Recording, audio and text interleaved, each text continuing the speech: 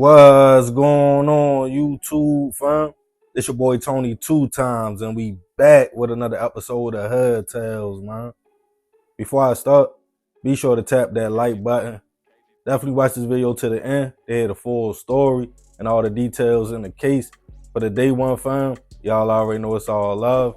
Thanks for tuning back into another episode. If you're new to the channel and you feeling the content, feel free to subscribe. Definitely hit that notification bell so you can be notified every time we drop a new video. Oh yeah, feel free to share the channel with your peoples. Everybody is welcome.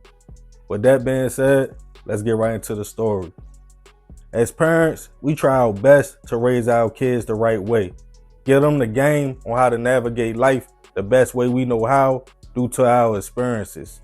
As they get older and start navigating on their own, we can only hope and pray they take our advice and go out here and make something of themselves. But unfortunately, sometimes that's not always the case. At a certain age, an individual will do whatever they want to do, no matter how they were taught or raised. We all have to walk our own paths and make our own decisions in life. And some people don't think the fire is hot until they get burned. Most parents' worst fear is getting that call. Either their baby are gone or has ended up in a jail cell. A lot of times, once we find out they have gotten in trouble, if it's in our reach, we want to help them. It's just the parents' nature to not want your kids to suffer. But once the courts have them, it's nothing much we can do. But hope if they get some kind of time, they come home rehabilitated with a different outlook on life. But speaking from experience, prison does different things mentally to different people. Some understand they have committed a crime and have to serve their time. They do things to build themselves up to be a better person, whether taking classes, getting a trade, or finding religion, so they can come home and be the best versions of themselves. But some people get behind those walls and sit in their cell and can't take it. It messes with their mind. Instead of thinking of their mistakes, they blame everybody else. Some build hate and prison makes them worse. Others become mentally unstable. And unfortunately, as a parent, once your child has gone through something like that, you might not know who they are no more. And you yourself can be put in a dangerous situation. And on this episode of Hood Tales, we'll be taking it to Wilson, North Carolina to discuss the recent case of a man just 1 week out of prison who snapped, taking the life of his mother and little brother. Earlier this year, 50-year-old Dana Jenkins had made a good life for herself in North Carolina. Described as kind, sweet, giving, and fun-loving, Dana felt she was in the prime of her life, and it showed. The mother of 3, 2 boys and a daughter, was very family-orientated, even living right next door to her cousin in a duplex. She had a 15-year-old teen son who she was very close to that lived at the home. Her son's name was Darian Cox. Darian was described as a typical teen. He attended Bedingfield High School, liked to laugh and joke and have fun with his friends, but also spent a lot of time with his mother, and the main thing the two did together was go to church.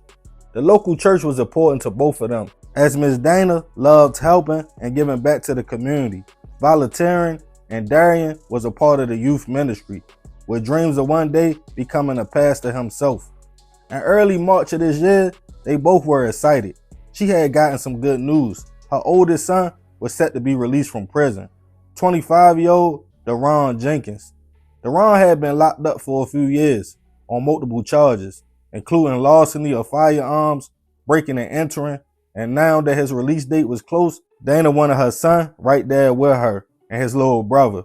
She made a post celebrating Deron coming home, and finally, the big day came. He was released. Everybody was happy, but little did his mother know, prison had changed the young man. For the first few days, everything seemed normal.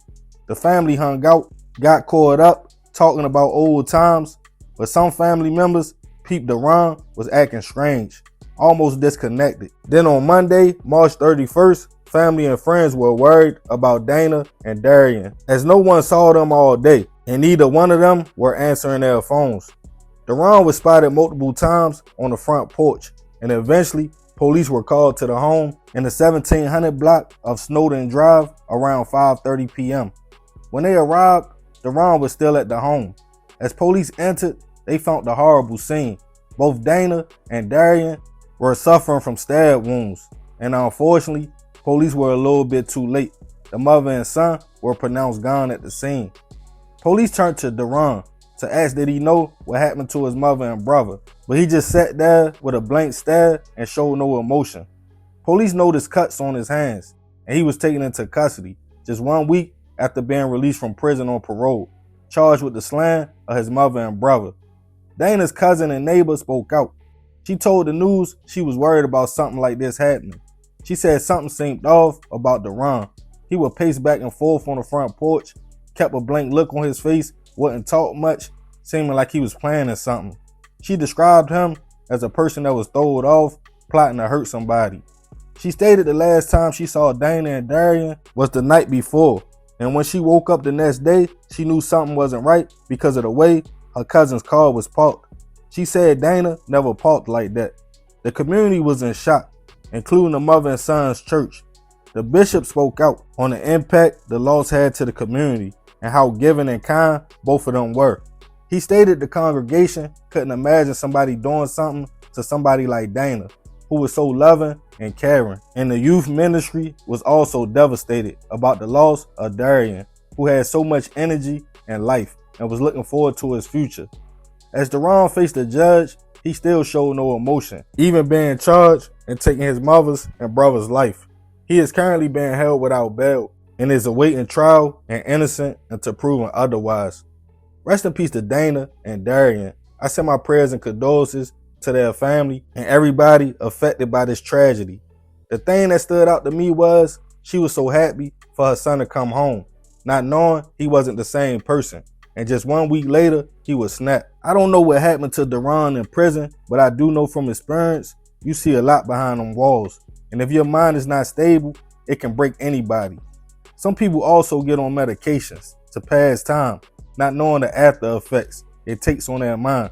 I have seen men go from laughing and joking, being normal, to taking something to cope with their time. You see them a month later, they are not the same.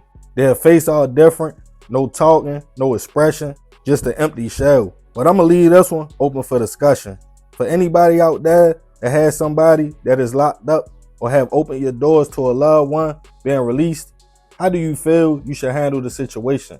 Knowing it's a possibility, it could have changed, either for the better or for the worse. Do you first see where their head is at, or off the love, just deal with whoever they have become? Let me know in the comments. And remember, we got to succeed, not to fail, so we won't be just another hood tale. Yeah, man, crazy story. Rest in peace to Miss Dana and Darian. I definitely send my prayers to their family. But I ain't gonna talk too much more about this one. Y'all leave it in the comments. I appreciate you if you made it to the end. This is another episode of Hood Tales. This your boy Tony 2 times. Love, fam. I'm out.